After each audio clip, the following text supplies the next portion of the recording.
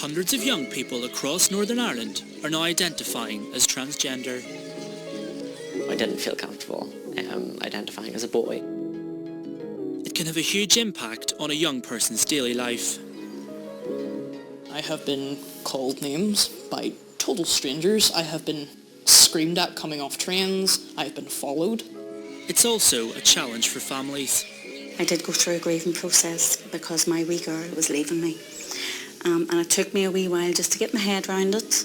Tonight, we reveal the number of under-18s who are being referred to a gender identity clinic and ask if they should be getting hormone interventions to change their bodies. I think we might look back and think, actually, we were sleepwalking into a whole load of unnecessary medical treatments, and we were psychologically blinded by the wish to appear politically correct. We ask how society should respond to young people who identify as transgender. We have children who don't eat or drink at all before 4 p.m. when they get home because they don't feel safe in any of the bathrooms in school. And we look at some of the emerging battlegrounds, like the rights of transgender women to use women's bathrooms. It's a complete infringement on women's rights to say we're now going to allow people who say they feel like a woman into your safe spaces. Is Northern Ireland ready to grapple with complex gender politics? We're everywhere, really. Like, that's... You have met a trans person, whether you know it or not. We're here, and, you know, that's not really going to change.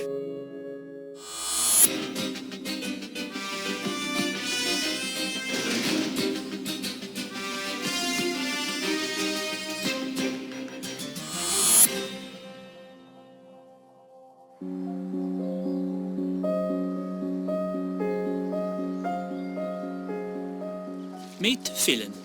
I'm Phelan, I'm a young person that studies, and I'm a trans man. And this is Alex. Hi, I'm Alex. I am currently studying A-levels. I'm from Uri, and I really love gaming, baking and activism. In many ways, Phelan and Alex are just like any other teenager in Northern Ireland. But they're also very different. They describe themselves as transgender. That means that they don't identify with the gender they were born with. Phelan was born female, but has been living as a male for the last few years. I would describe myself as any other man would. I'm just a man like any other fellow would be. Alex was born male, but since 2014 has identified as being transgender. I do remember having that feeling whenever I was younger, that, you know, I didn't feel comfortable identifying as a boy, and I, you know, didn't feel comfortable with that label. In recent years, celebrities, actors and sporting stars have declared themselves to be transgender. It's a word that's gaining recognition across the globe. In 2015, Olympian and reality TV star Bruce Jenner announced he was transitioning to Caitlyn Jenner, arguably now the most famous transgender celebrity, bringing the issues to a wider audience with her own TV series. Is there something you'd like to know? I'm your wife. And the concept of being trans has had a touch of Hollywood glamour, with films like The Danish Girl. Lily, we should go out tonight. Transgender issues are now starting to register in the public consciousness. You're exquisite. Through a Freedom of Information request, Spotlight has discovered over 1,000 adults have been referred to the Northern Ireland Gender Identity Clinic since 2014. Last year, 73 under-18s with gender identity issues came forward. Many of them will come along here, to the Trans Resource Centre in Belfast. It's run by a 24-year-old trans woman from Fermanagh, Ellen Murray. Hi, Ellen. Hi, Peter. Hi, nice to meet you. I'm Peter. A trans person is someone who identifies as a different gender than what was on their birth certificate, and there's a whole host of different experiences within that. Around 400 young people who have questioned their gender identity use its services. Phelan is a regular here and is a trustee of a transgender peer support group called Gender Jam, helping out with a service providing chest binders which help flatten breasts. So Phelan, tell me a bit about what's going on here then. Well, these are binders. There can be very, very life-saving pieces of equipment. I say equipment, and they're clothes that basically go over person's chest, and it gives the flat impression, well, flattens out the chest and gives the impression of a more masculine sort of appearance. They're extremely comfortable, contrary to what they actually look like. They look absolutely torturous. What was it like when you put yours on for the first time? It was euphoria. I loved it. It was the best thing ever, because I was like just this massive sort of mental sort of hurt just melted away, and I was like, this is great. I could pull a shirt on and there was just nothing there. So just standing looking in the mirror with a shirt on. I think I stood there for a good 5 minutes, was like, wow, is this actually real? When a young person feels that they identify as transgender, they might change their clothes, hair and their name. This is called socially transitioning. But Phelan has gone a step further and has also started using testosterone patches. Some days I go out and I forget that I'm trans, and I'm like, great, I'm just like any other lad in the street. What's a typical day like for you? Typical day? It's like anyone else's day, with extra steps. I get up, put on my testosterone, I put on my binder, I wash my face, I brush my teeth, I go get something to eat, go get the train, and I come into college. Sometimes simply just being out in public can be enough to attract unwanted attention. What's life like as a young trans man in 2018 in Belfast? Difficult. I have been heckled on the streets. I have been called names by total strangers. I have been screamed at coming off trains. I have been followed. I have been quite closely assaulted in bathrooms. It was horrendously intimidating, and it stopped me from using the bathrooms for quite a long time. Phelan has been diagnosed with gender dysphoria. It's a psychological condition where a person feels distress, trapped in the wrong sex. Phelan had always felt something was wrong, but hadn't known how to describe it. There was the initial relief that there is words for it, such as transgender, gender fluid, all that sort of stuff, but then came the wave of anxiety that was like, oh God, what am I doing to myself? What have I chosen? I wouldn't say it's a choice, but it was a choice that I acted on the feelings. Talking about those feelings wasn't easy at first. I only started to bring it up with family about 4 years ago. So it was a difficult process because I think my mother wasn't ready at the time to hear that sort of thing, but she kind of rolled with it. There were a few bumps on the way, but now she's really, really like an advocating about it, and I love her to bits for that reason. Was it easy being transgender at school? No. It was horrendous being trans at school because I was bullied quite heavily. I was harassed outside school, especially in secondary school, because fellas in the year below had started hitting out at me. Well, not physically, but verbally. All the usual derogatory terms, calling me, you know, he, she, and everything else. It was difficult to hear. Phelan eventually dropped out of school after finishing his GCSEs and is now studying healthcare at college.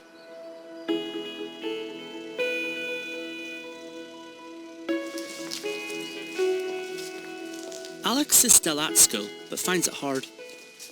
It's kind of like, okay, I'm going into this environment where I'm not wanted, where I'm not liked, where people despise me for my gender, where I'm getting harassed, and it's kind of like you don't want to go there, and it's just really, really draining to be there.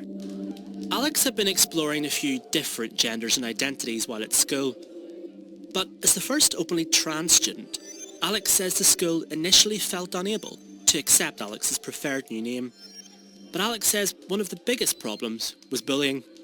There was a lot of bullying and harassment and abuse of me, specifically naming in the corridors. There was a lot of names being hurled at me, and they did attempt to kind of stamp that out. Alex goes to an all-boys school and says things are now starting to get easier. Government research shows that young people who identify as transgender are much more likely to be bullied, feel isolated, have mental health issues and drop out of school. One of the key issues for schools is providing gender-neutral toilets. We have children who don't eat or drink at all before 4 p.m. when they get home because they don't feel safe in any of the bathrooms in school and they're not allowed to use the ones they would feel safe in.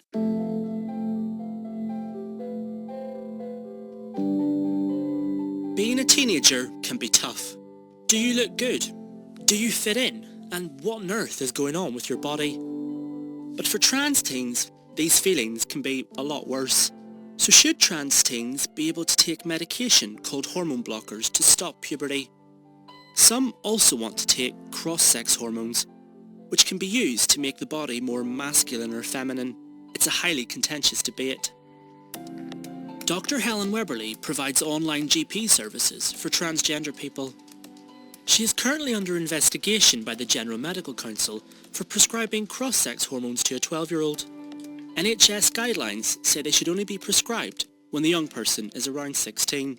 She says hormone blockers are a key element of treatment. It stops the hormone production.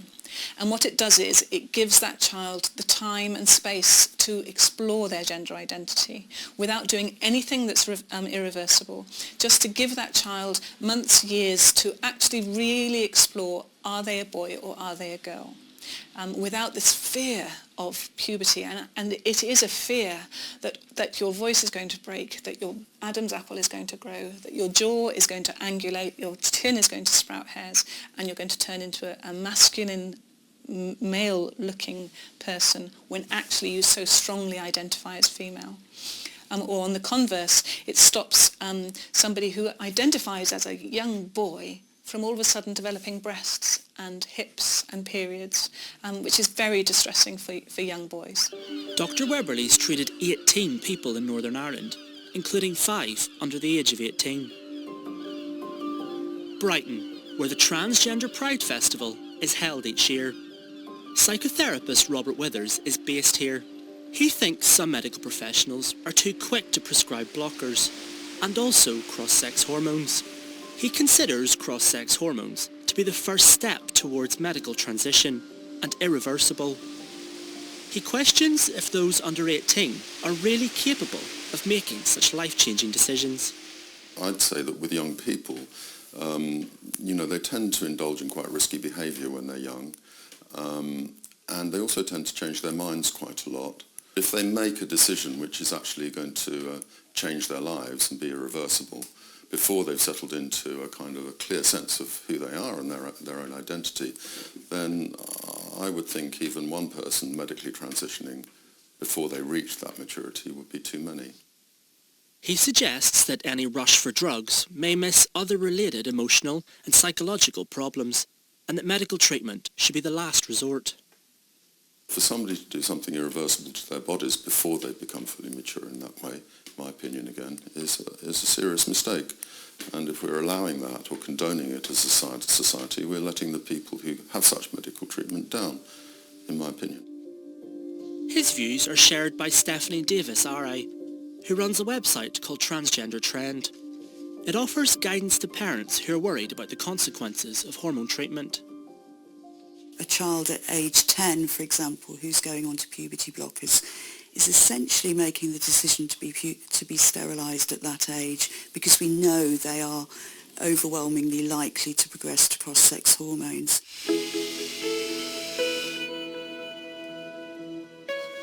Alex is on the waiting list for an appointment at the Gender Identity Clinic. Alex believes hormone blockers should be prescribed. It's not really a debate as to whether young people should be having them or not, because if there is a danger that young people will be forced to go through an irreversible puberty that they do not want, that can be incredibly damaging and could have lifelong consequences to a person's health and mental health and their perception of their body. Hormone blockers are a life-saving thing for a lot of people, but these people are saying that it stunts mental growth, it stunts a lot of things. Stephanie Davies-Arai had gender dysphoria throughout her teens and into her early 20s, but she says it eventually passed. She thinks the side effects of blockers and cross-sex hormones could do more harm than good. There is a high incidence of pre-existing either mental health or emotional issues such as anxiety and depression and self-harming. And often these kids are different in some way, and we need to be very, very careful about giving those children hormonal treatments which will affect their moods. Theologian and former doctor Paul Calder says whatever the medical intervention, people continue to be the sex they were born with. From a Christian point of view, I suppose the bigger question for me is I believe there's a creator and there's a design. The reality is that the genes in your cells remain the chromosomes and the genes that you've had from birth. So in one sense, all of those changes are cosmetic. I don't mean that to minimize them in any sense, and I know for some people they can be very significant, but it doesn't correspond to fundamentally changing the nature of who you are. And I don't think people necessarily understand that. For children and teens in Northern Ireland experiencing symptoms of gender dysphoria, the place to be assessed is here at the COI Clinic, short for Knowing Our Identity. It's been operating here at Beechcroft in Belfast since 2014. Through our Freedom of Information request, we've discovered that more than 240 young people have been referred to COI since it opened. Waiting lists are increasing, and it's extended the service from 2 to 4 days a week. We have lots of young people who are quite honestly begging for treatment, but are not being provided it. Ellen Murray regards COI as an important service, but thinks it has some shortcomings. It's having difficulty adapting to the demand upon it, and we're not seeing the type of resource or investment into the service as it needs, unfortunately. Gender dysphoria is defined as a mental illness, and that's central to COI's approach with young people. It provides counselling and carries out extensive psychiatric assessments. Generally, if there's no distress with the child, then I wouldn't rush to do anything. We are about assessment and intervention in a very timely, slow, steady way to make sure it's the right thing for the child at the right time. And most interventions happen when the young person's an adult. And it's a very small number that we give some physiological intervention to in terms of blockers. Young people come sometimes wanting blockers very quickly because they think, well, if we just stop the development of this physiology I'm in, everything will be okay. When actually, it's a process of exploring, one, their own physiology and whether a prescription of blockers would be right for them.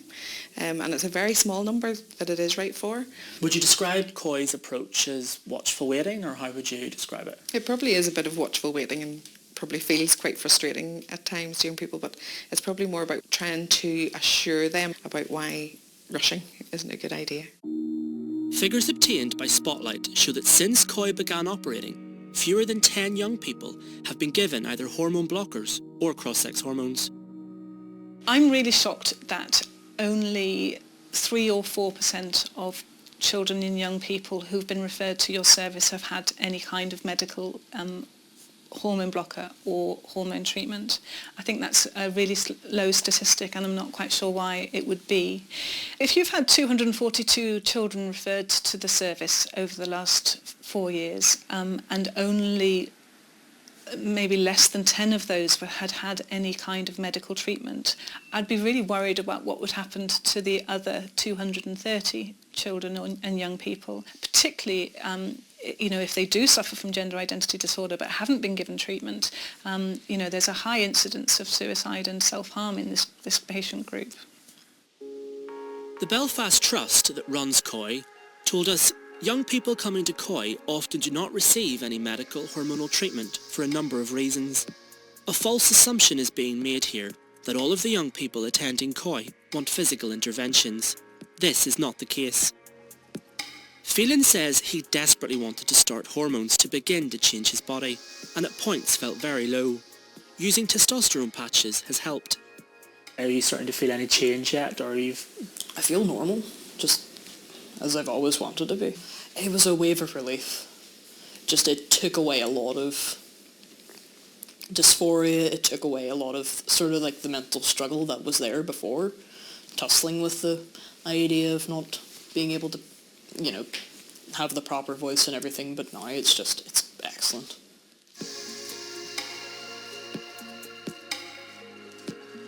Phelan pays about £60 per month for his hormone medication, which is prescribed by a GP. Phelan went down the private route, but some people are buying their medication off the internet.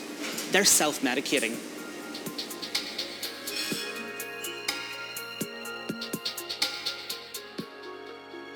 Buying hormones online without a prescription may be unlawful and is potentially dangerous. There are significant risks to self-medicating, absolutely. There are also significant risks to not self-medicating. We never say self-medicate, we never advise it. It's something that I think should be avoided, if at all possible.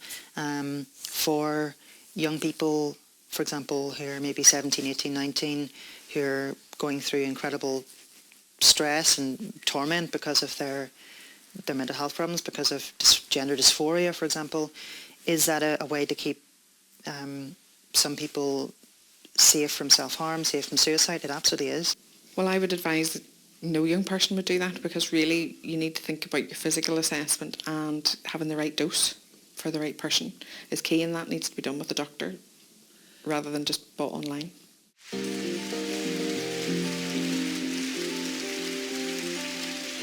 Trans people still face indignities and prejudice when they deserve understanding and respect. Providing more protection against transgender discrimination and bullying was a Conservative election pledge last year. Currently, you need a gender recognition certificate to officially change your gender, but now the government is considering a new and easier approach of self-identification, known as self-ID. It means anyone can choose to identify as male, female, or neither gender. So a trans person could legally change their gender without requiring any medical evidence of a sex change. It's fueled a bitter debate over whether trans women can be real women if they haven't had surgery to remove their male genitalia. That's known as a full transition. The row has hit the Labour Party after some of its members started to disagree and caused outrage in the press and social media. Writer Nora Calder is one of a number of feminists who has taken issue with self-ID and its implications for women's rights, with those born male wanting to use women's only spaces. I don't feel that my views are extreme. I consider myself to be a trans ally for those who go through the process of transitioning. However, self-ID I'm not as comfortable with, because I believe it infringes on women's rights a lot of the time. Women who believe trans women can never be real women are nicknamed TERFs, which stands for Trans Exclusionary Radical Feminists, and they are generally hostile to trans women. Nora says she is not a TERF, but has been labelled as one. How do we make sure that there's a differentiation between someone who self-IDs and someone who has gone through a full transition, and how do we also protect women? If someone does identify as a woman, though, should they not be given access to bathrooms and changing rooms and women's spaces? Absolutely not. Unfortunately, we can't ignore that male violence is an issue. It's a complete infringement on women's rights to say we're now going to allow people who say they feel like a woman into your safe spaces. We can't take away from the fact that we have males and females. We're different, and it's because of their genitals. We're different, and we can't ignore biology. Nora is a lesbian and became involved in a row online after saying she would not be prepared to have a relationship with a trans woman who used to be a man. She says shortly afterwards she started to get abuse online from trans activists. The trans lobby, I believe, are a minority of the trans community. The power also comes from the fact that everyday people fear speaking about it because they fear that they'll be labelled transphobic. Ellen Murray rejects the idea that trans women are somehow a threat. It's always about trans women. It's always about trans women taking women's spaces. It's always about trans women being predatory or invasive to women's spaces as a whole. and I think that needs to be challenged in every situation. Ellen feels there is hostility between trans women and radical feminists. She has had surgery, a physical sex change, and says she has had some problems when using women's bathrooms. Is it something you've ever encountered yourself, of being approached in bathrooms or anything like that? Yeah, absolutely, and it's something that it happens quite rarely for me. I'm very lucky in that respect. However, a lot of trans women especially will have significant barriers to using bathrooms. Toilets have always been a battleground for civil rights and human rights, and they have been they were one of the battlegrounds for black civil rights in America. They are one of the battlegrounds for disabled people's rights, both here and around the world, and again now for trans people's rights. And it's an ongoing issue for Alex. Generally, I am forced to use the accessible toilet because there's no gender-neutral bathrooms. Whenever I did use the male toilets, I got a lot of looks. It was like, oh, you shouldn't really be here. Did you feel comfortable using female toilets? Well, I'm not a woman, so no. And I don't feel I need to. For Nora, though, this all comes back to people being able to self-identify. She thinks if a trans woman has surgery to remove her penis, she can then be considered to have changed gender and can use women-only spaces. I believe there needs to be a sensible debate on it, and if that means, you know, taking the gender recognition back to where somebody has to medically transition, and that's what's required to protect women and trans women alike, then I believe we should look at that.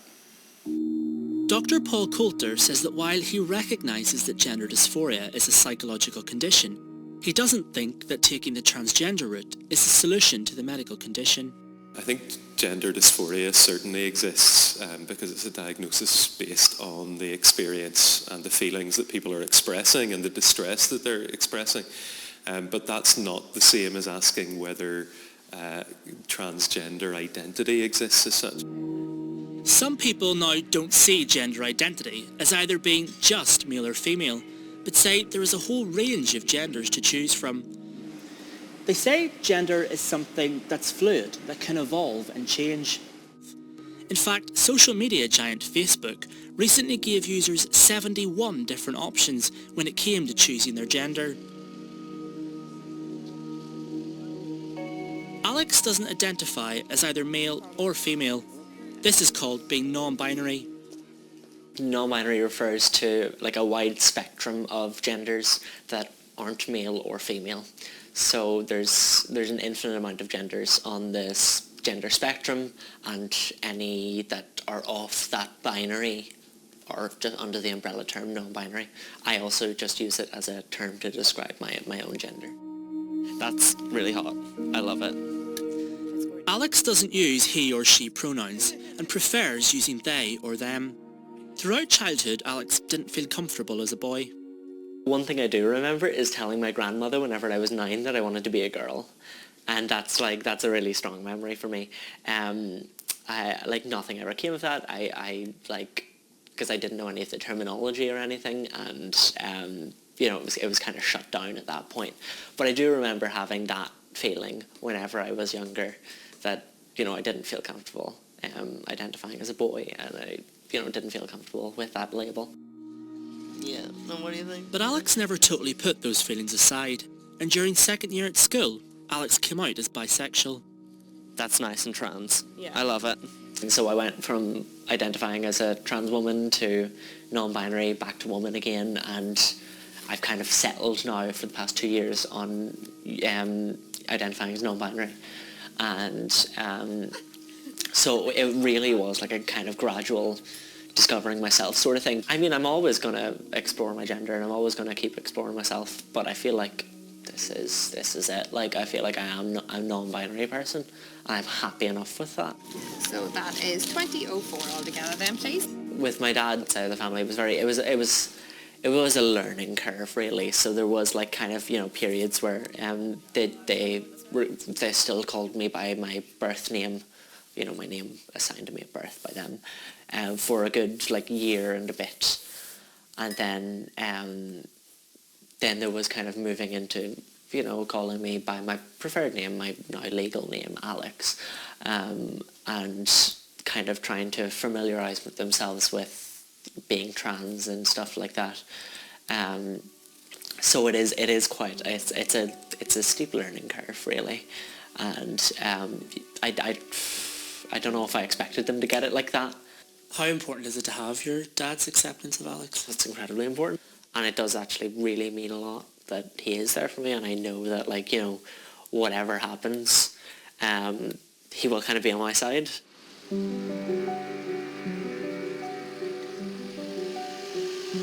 The group SEAL was set up to try and support families of transgender people like Alex. The organisation is run by Nicola Doran and receives around £25,000 of public money. It supports around 300 parents across Northern Ireland. They can be very fearful of talking to anyone and very, very guarded over the anonymity and confidentiality of the young person or child that they're seeking help or support for. And there have been lots and lots of conversations with parents and children and young people trying to make sense themselves of what it is they're feeling. I've spoken to parents who have almost bargained with their child, you know, and said, well, like, let's try things this way and let's do things that way and maybe you'll feel better. Some parents feel that they are judged for how they handle the situation. We do have families come along and say, you know, I know that we're going to lose friends by supporting our child. And families will sometimes talk about having to choose between friends and family members and doing what they believe is right for their child. One of the services that SEAL offers is weekly meetings where the parents of transgender children can talk about their experiences. Stephen and Shirley from Magabry are parents to Connor, who transitioned from female to male at 18. At the time, Shirley says they thought they were the only family going through this. It was so frightening. It was very, very frightening. I felt so isolated. And all I wanted to do when Connor came out to us, I wanted to keep him safe. That was my main concern. And then I was desperate to meet another mum and just sit and talk to another mum because I knew another mum would know exactly how I was feeling. It is a very emotional time for parents. It's not just the child who's transitioning, the parents are also transitioning. You hear a lot of people saying with gender dysphoria and gender identity that, oh, it's a phase, let young people be young people, it'll pass. Well, if they were ever to get to know a trans person, they would know it's not a choice. It's blatantly obvious. No one would put themselves through what a lot of those trans kids have to go through. It just wouldn't happen. How did you cope with it? I went to bits. Went to absolute bits, and I did go through a grieving process because my wee girl was leaving me, and it took me a wee while just to get my head around it and think that, you know, Connor's here, I love Connor to bits, I wouldn't change a hair on Connor's head. He's a gorgeous big fella, Peter, he's lovely. But that, okay, Shirley, it's just the outside has changed. Jeannie's child Rowan is 15 and is just beginning the process of socially transitioning from male to female. Sometimes it can be a wee bit overwhelming if you think too far into the future and you get a bit scared. I do, and I don't bring that up to Rowan because Rowan's not scared. Rowan's just, some children, I think, or my child, doesn't focus on being trans, doesn't obsess with it, doesn't really even talk about it.